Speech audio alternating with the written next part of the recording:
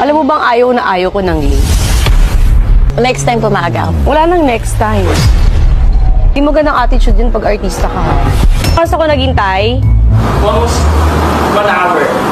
Papanood niyo ang full video sa vlog ni Ivana Alam. Hindi, so late ka nga.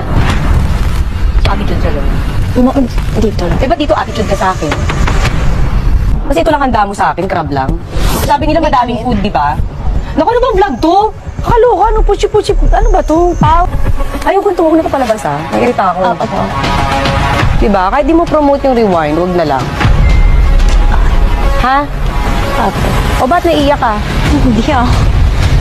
Ang dami kong kailangan asikasuhin. Kasi naman yan, o, paulan na. Jeff, cut mo na. Huwag niyo ilabas to ha. Di ako natutuwa sa inyo. Ano to?